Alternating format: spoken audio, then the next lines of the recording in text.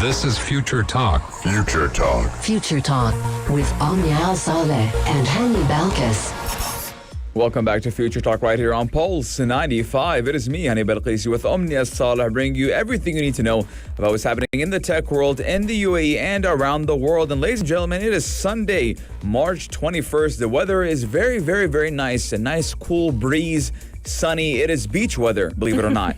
Yes, indeed. And it's also a very special day for all the mothers out there. Happy Mother's Day to every mother tuning into us right now. It is the day where we get to celebrate the love and care that they give every single day on an endless basis. So since this is Future Talk, you can actually go ahead and find a lot of tech ideas out there to see what you can gift your mother amidst the COVID-19 pandemic, whether it's an e-card or even just a nice little message over any of the social media platforms, or better off, a call. These can all be different ways that you can show love to that woman in your life. Yes, happy Mother's Day to everyone out there. Obviously, we need to celebrate our mothers today, but also every day of the year, or every day of the year. Yes, every day, every of, day the of the year. Yes, because our mothers are very important for us. They are our backbone of every household. So I hope all the mothers out there are having a great day. And children, remember, cherish your mothers. But let's go and talk about what is happening with Apple and the tech world as they're issuing the iPhone 11 recall right here in the UAE due to a screen problem. Yes, indeed. Anyone with an iPhone 11 with this specific issue that we will be revealing in just a few moments can get a free screen replacement. But in the world of apps, lots is happening as well, because this weekend was a very tough weekend on most of the social media platforms. If you're living right here in the UAE, you must have heard that Instagram, Facebook, WhatsApp, and Facebook Messenger were suffering from an outage for a good amount of time. Yes. What happened and how was it able to be fixed? We're going to be sharing all those details in just a few moments. Yeah, I caught when Instagram was down, WhatsApp was down. Thankfully, I don't use WhatsApp a lot, but I was on Instagram and everything was like, could not refresh. So I jumped onto Twitter and everyone was like, Instagram is down. Mark Zuckerberg, what are you doing? Because everything that was owned by Facebook was down. But today, ladies and gentlemen, we have an interview with Nicolai who is the CTO of Help AG, which is a cybersecurity arm of Etisalat Digital. Yes, indeed. He will be joining us today to talk all about how secure are our smart devices at home, whether it was the Internet of Things or whether it was the home security systems that many people tend to use. We use them so that we can keep our homes safe, but sometimes these devices can actually be a breach to our very own security. But also, if you store personal information, passwords, and credit card information on your smartphone, you'll definitely want to stay tuned for today's show, because we're going to be telling you about how you can maximize safety to ensure that all of your information is not being seen by hackers as well. Yes, indeed. We have a lot in store for you guys right here on the show, so keep Pulse 95 locked, because we're going to be right back. Daily digital news. Bits and bytes connect our world. Your quick roundup of everything that is happening in the tech world, in the UAE, and around the world. It is a sad day for all iPhone 11 users right here in the UAE, with a little bit of happy news in it as well, because Apple has officially issued a recall for iPhone 11 devices in the UAE due to a touchscreen problem. Yes, the company has started a display module replacement program, has invited smartphone users across the Emirates to see if their device is eligible via the Apple website. Now, Apple has determined that a small percentage of iPhone 11 displays may actually stop responding to touch due to an issue with the display module.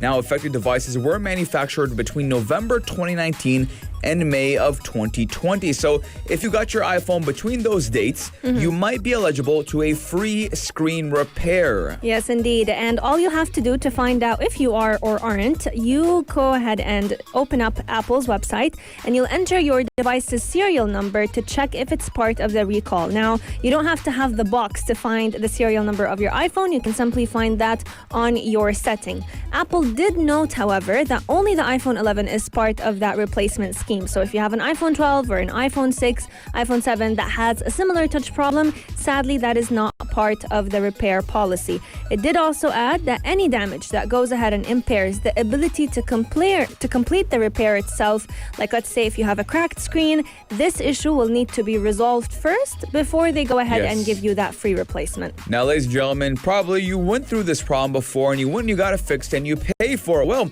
Apple is not letting you go just yet. So users who have already paid for a repair for the touchscreen issue can request a refund from Apple. So if you did pay for it and you're like, oh man, now they're giving it out for free, well, you can go get a refund.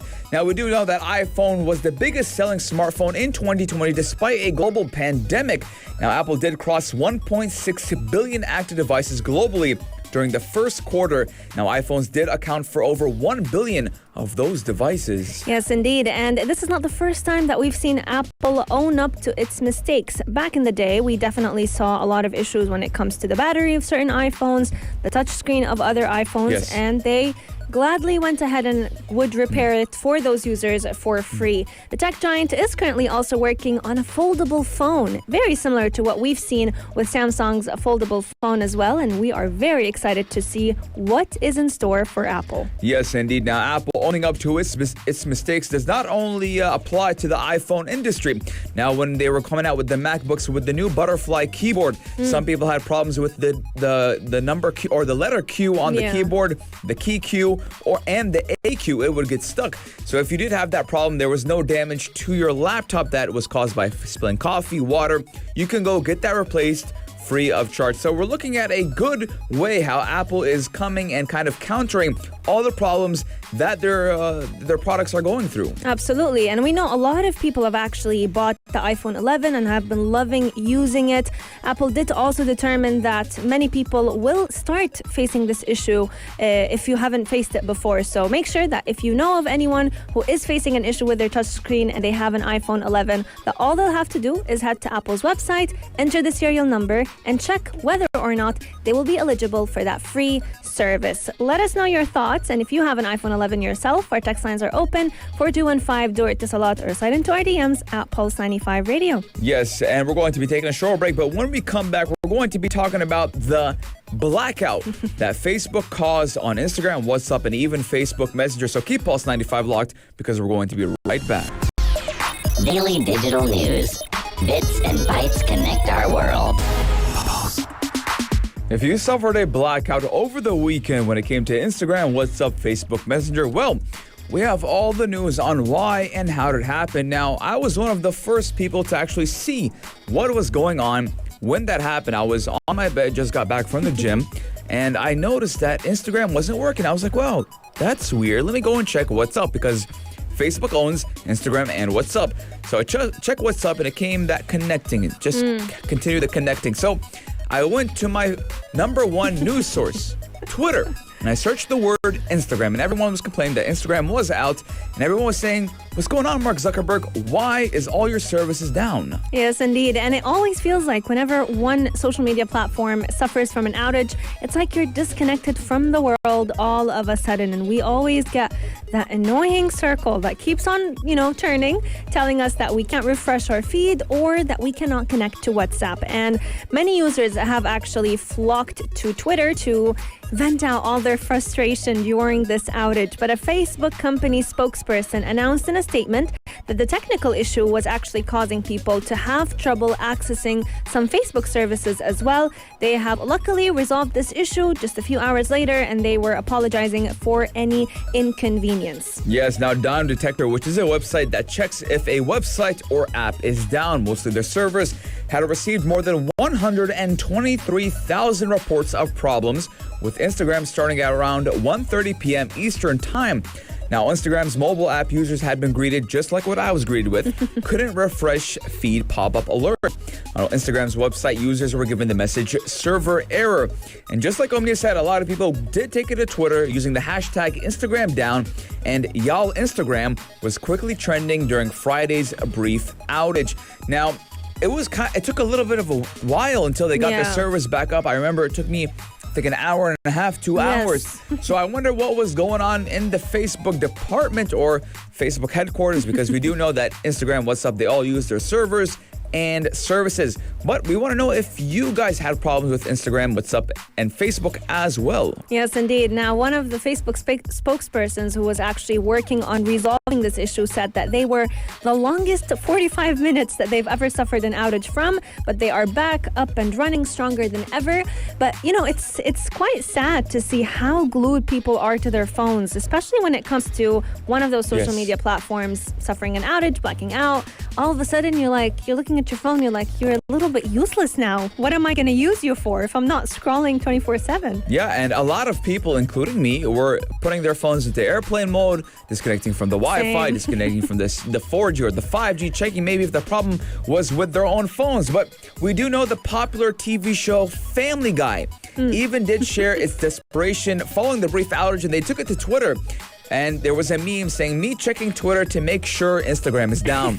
So whenever something is down, the number one place everyone goes to check if everyone is suffering the same thing, Twitter. Is Twitter. Yes, indeed. And it wasn't just us living right here in the UAE that were struggling with this outage. It was also happening in the US, in different countries across Europe, and in Central and South America. Let us know, how did you find out about this outage? Did you go to Twitter? Did you just Google it? What did you do to find out all about it? Our text lines are open, 4215, Dur Salat, or slide into our DMs at Pulse 95 Radio. Coming up on the show, we're talking about how secure is your mobile phone. Do you store credit card information? Do you have passwords that are very easy to find out on your phone? If you do, you will want to stay tuned to our coming up conversation with the Chief Technology Officer of Help AG, which is the cybersecurity arm of Etisalat Digital. Nicolai Soling will be telling us all about it. Keep Pulse 95 locked. We'll be right back. This is Future Talk. Future Talk. Future Talk with Omnia Al Saleh and Hani Balkis. Whenever we talk about the Internet of Things, the first thing that comes to mind is the comfort of being in your own home, because using smart devices can help you connect to the Internet, but it can also make sure that your coffee is ready whenever you're ready to get up, that your oven is heating up to the temperature that you want, and that you can control the temperature of your home as well as the air quality even if you're not in it. You can also keep an eye at your home while you're away, and this all happens from your own smartphone. But unless you want other people to know all about the way you live your life, you will want to make sure that you are securing each and every single device. To tell us more about it, joining us today is Mr. Nicolai Soling, who is the Chief Technology Officer of Help AG, the cybersecurity arm of Etisalat Digital. He has been in the IT and network industry for over 20 years, and he has lots to share with us. Thanks a lot for joining us, Nicolai. Thank you very much, Omnia. Welcome to the show, Nicolai. It's a pleasure to have you. Now, we're going to be talking about Internet of Things, or better known as IoT. But for the people who don't know what IoT is, would you care to explain? Of course, it's when we connect a device to the internet. So normally we think about the internet as being humans sitting interacting with computers, but now it's just systems instead. It could be your fridge, it could be your door, it could be your camera, it could be your car. So it's kind of a diverse set of devices that we're connecting to the internet right now. It's amazing to think about the possibilities that IoT can offer to everyone, especially with the integration of 5G now right here in the UAE. But while IoT can offer many features in any home, it does also mean that people may know about the way we live if these devices are not secure. Can you talk to us about how can users ensure the security of their IoT devices? You're absolutely right that there's a number of security incidents regarding these devices. I think the worst one that springs to mind is probably the cameras that's left out open on the internet with default password and default credentials, giving access to people to look on your camera. That can be very, very a very bad thought to have, that someone is looking in on your camera. So really it's about understanding what the capabilities of these devices and whether you can trust this kind of technology to make those choices for you. Yeah, and actually we've seen a lot of news headlines across the world how people had their cameras, their security cameras inside their home breached, and sometimes the hackers would actually talk to the children in the homes. So that brings the question, how secure are these devices? It really depends. So there's a lot of different kind of devices, and there's a lot of devices that's really produced for mass market, low cost, relatively low quality as well, at least when you look at them from a cybersecurity perspective. And unfortunately, sometime when you're standing there in the electronics store thinking, I can buy this camera for a couple of hundred dirhams, you're not maybe necessarily thinking about which kind of security impacts could be around that. And that also brings me to the point of what many people have been using recently, which is the smart home lock. You know, it sounds very tech savvy. It's great to have at home. People think it's a little bit more secure than, you know, the typical chain that you would put on your home to make sure that you're adding that extra layer of safety. But such breaches happen to these smart home locks. So how can people deal with it? Let's say if a smart home lock is hacked. Smart home locks is a really big problem. First of all, there's the mechanics of how a lock is done, right? So the locks that we typically have in our doors today, the safety locks, they've been developed over years and years and years, right? And when someone comes in and builds this relatively cheap piece of electronics that's supposed to control your locks, that can be a challenge in itself. I think another problem with smart locks, if you look at some of the attacks that has been on them, is that they don't leave any trace that they have been attacked. So even from the perspective of an insurance, where if someone can see that there was a crowbar used on your door, or that your lock was picked or something like that, your insurance will cover. But if it's something with a Bluetooth lock where someone has been utilizing a vulnerability in that lock, it may be very, very difficult to get your insurance company to cover. Very interesting. I mean, we've seen this problem, especially when it does come to smart cameras inside of the home. And we see even Amazon implementing a kind of new way for you to have cameras inside of your home with that flying drone. It looks nice and everything, but at the same time, something that always comes into mind: privacy. How private am I? Okay, maybe Amazon won't hack into it, or Amazon won't have access to it, but other parties might have access to it, so that could be a little bit scary. Yes, indeed. True. You know, a microphone in itself may be actually a challenge to think about, right? I think when we put an Amazon Alexa or a Google Smart Hub device and these kind of things, we kind of know that they come with a microphone, right? And that we know it when we put it up. What we don't necessarily think about is the whole ecosystem that we're connecting into, and that's sometimes a little bit challenging. Very interesting. Ladies and gentlemen, we're going to be taking a short break, but when we come back, we're going to jump into smartphone security, which I'm really excited to talk about. So keep Pulse 95 locked, because we're going to be right back. Check this out. Check this out. Pulse 95. How secure is your mobile phone, and what are your options for providing better smartphone security? This is a question that, especially during the COVID-19 pandemic, has been popping in our minds for quite some time, because mobile devices are definitely a very important part in every person's life. And more than ever, they've actually been attracting the interest of criminal hackers that are so eager to steal all of our vital information. Joining us today is Nicolai, who is the Chief Technology Officer of Help AG, the cybersecurity arm of Etisalat Digital. He also has been in the IT and network industry for over 20 years. Nicolai, it's been such a great honor to speak to you today. You're welcome. Yeah, it's amazing having you on the show. Now, if we look back 5 years ago, a lot of people would actually debate whether or not a smartphone is a luxury or a necessity. But in our day and age now, 2021, having a smartphone is a need, and basically everyone on planet Earth has a smartphone. And some people have a misconception that smartphones cannot be hacked and they cannot be breached. But that is, again, a misconception. And the fact of the matter is that even your smartphone is vulnerable to a data hack. Yes, absolutely. I think it's more a question about the person behind the smartphone is vulnerable to a data hack, because many attacks that we see today is actually focused around the individual and not so much the technology. We have vulnerabilities in technology as well, but it's much, much easier to target the soft underbelly of the smartphone, which is the people holding it in their hand. Yes, obviously we know that a number one tactic by hackers is social engineering to get recovery passwords or even questions from the user. And we do know smartphones do store sensitive data, personal data, and even credit card information. I mean, we're looking at smartphones nowadays. It could have your passport, your boarding pass, and even your COVID-19 vaccine card. But what can we do as users to protect ourselves against such type of attacks? A number of things. So first of all, think about really focusing on your password to the services that you're utilizing. A good password is a unique password. And I still see today way too many users who's reusing the same password on multiple services. That was 10 years ago we could do that. That was 10 years ago we could do that. Today, really a good password is a unique password. And what would you call as a good password for, let's say, a specific person? Well, first of all, I think you need to come up with a structure that works for you as an individual. There's password managers available in some of the operating system. You have capabilities already that's kind of telling you, should I create and store a password for you? If that's okay for you, utilize that. Otherwise, come up with a theme in your head around how do you remember those passwords.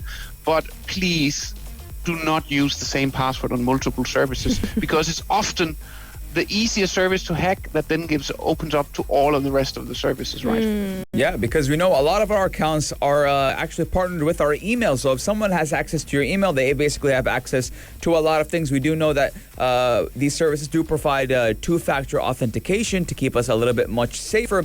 But at the same time, we see a lot of people download unauthorized apps on their phone.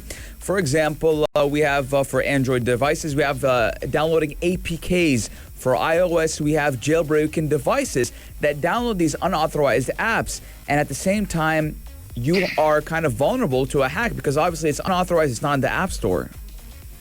Absolutely. I think once you get down that road of utilizing unauthorized software, which has not been validated by the software vendors like Apple or Google with the Android ecosystem, right, then you're kind of moving into something which can be very, very dangerous. And it's true, that's where we get a lot of the, what we call malwares, the malicious applications that you install on applications. That's down to users simply trying to maybe save some money on a paid app or trying to get access to an app which was not on the App Store that they were utilizing. Now, Nicolai, I want to get personal for a quick second here. Obviously, just your personal opinion. Do you think Android or Apple, iOS or Android? For the safer alternative. I've been asked that question so many times. It really depends. I think for the average user who do not want to make too many security decisions, Apple, they offer a very, very easy go-to method where it's very difficult to do something wrong, where Android is a little bit more customizable. Yes. And that can open up to some bad choices for the users. But for the right security savvy user, Android can actually be this more secure environment, right? So, but it's a very, very big discussion point in the industry. Yeah, I mean, and what is your take on password managers? Like, I do believe one of them is called One Password or something. I've seen the advertisement a lot, where you can have all your passwords stored into one place, but at the same time, they're all encrypted. Yes, I think if that's the way that you choose to deal with your password problem, that can be a good way of doing it. Some of them are better than others. You know, most of the commercial solutions that's out there, they work very much in the same way. I won't bore you with technical details, but they work based on what's called client-side encryption. So unless you type in that master password, actually what's stored inside the service is even encrypted. So for them, they don't even know your passwords. It's only you with the master password. That's also the reason why they never allow you to recover your data. So yes, I do like those password managers because they take away some of the headache for you in dealing with figuring out good passwords. I definitely enjoy them as well because I feel like you can still create different passwords for different websites, but they'll all be in one place, safe and sound. We've discussed unauthorized apps, Nicolai, but I want to talk a little bit about the authorized apps, the ones that we trust and that we use on a day-to-day basis. One of them, let's say, being WhatsApp. Recently, there was a lot of backlash on WhatsApp regarding our own data being not necessarily leaked, but being spied on. People, they flocked to Signal, flocked to Telegram, left WhatsApp to avoid such issues. I want to hear your take on it. What do you think about our information being monitored through these trusted applications, and how can we regain some of that control over what information certain applications have access to? It's a very, very big problem. So if you look at most of the applications that we're really utilizing and we're really fond at, I think the real word instead of monitored is monetized. Because if you look at WhatsApp, if you look at Facebook, if you look at Instagram, all of these applications, they're there for a reason. They don't make money on you signing on. They make money on you utilizing those platforms. And that's exactly the same thing with WhatsApp. WhatsApp is owned by Facebook, by the way. What they were starting to talk about, removing some of the encryption capabilities in WhatsApp, and that created a big backlash to them. The reason why they wanted to do that was in order to monetize the communication in WhatsApp in a different way. And, apart from just creating tougher passwords and remembering different passwords for different accounts or even using a password manager, what are some of your own tips and tricks to what every smartphone user can do to help maintain their privacy? I think, first of all, consider what your end of the bargain is when you utilize any of these services, right? So at least go in with open eyes. Understand that if you're not paying for something, you're the proper product, right? and that's probably a good starting point when you're thinking about some of these services. And if you don't feel comfortable about that deal, don't utilize the service. Absolutely. Coming up on the show, we're going to be talking all about using our personal devices at our workplace. In the age of COVID-19, this has become the new norm. But are there any risks associated with that? Keep Pulse 95 locked to find out all about it. This is Future Talk. Future Talk with Omnia Al Saleh and Hani Balkis.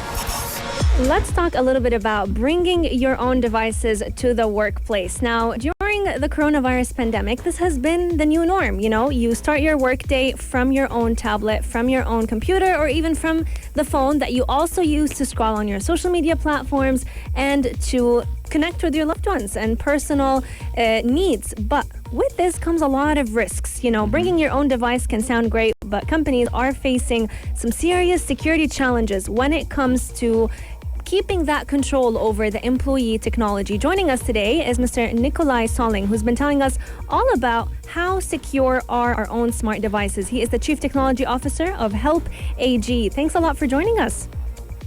You're welcome. Welcome back to the show. Now, Nicolai, when we're talking about connecting personal devices in the workplace, I also want to bring something to light, connecting to public spaces as well.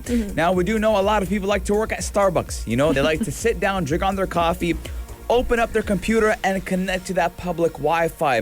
But little do people know is that public Wi-Fi might actually be vulnerable to an attack. True. It may be that it's not even that Wi-Fi that you're connecting to. So it's quite easy to impersonate a wireless interface, and it's very easy to impersonate an SSID or wireless SSID.